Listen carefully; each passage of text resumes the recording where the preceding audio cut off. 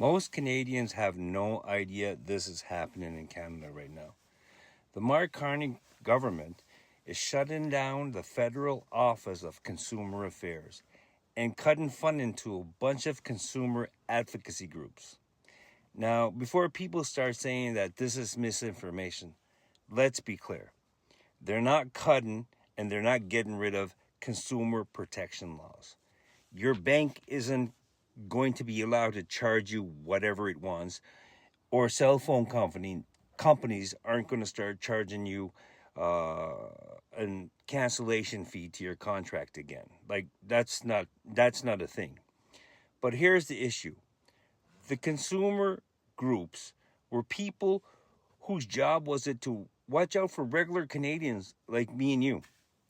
The Office of Consumer Affairs was a federal agency responsible for consumer issues and helped fund groups that gave us information, education, argued for us, and supported us when consumer problems came up. When big telecom companies wanted their way, these groups pushed back. When companies charged hidden fees, these groups raised alarms. When seniors were getting targeted by scams, these groups worked to protect them. Now think about it this way. Imagine a hockey game where one team has all the money, has all the good players, has all the lawyers, and all the influence, including refs. It's a stacked team. Now, consumer groups were basically people standing on the other side of the ice, ready to fight the stacked team for us. I'll give you a real example.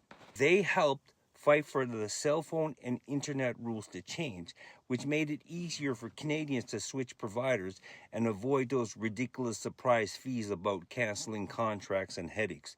I remember I had to do that. One cell phone company was charging me ridiculous amounts, and I wanted to cancel and go to another service provider.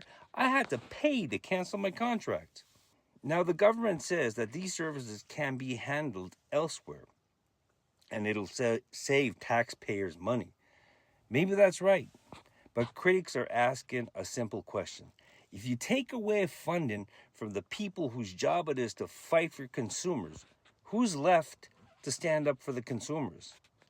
Big companies aren't going to do it. The government says it will. Consumer advocates aren't so sure.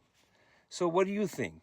Can we trust the government to stand up for regular Canadians against corporations? And can we trust corporations to put people first before profit? Tell me what you think. Drop me a comment. Stay deadly.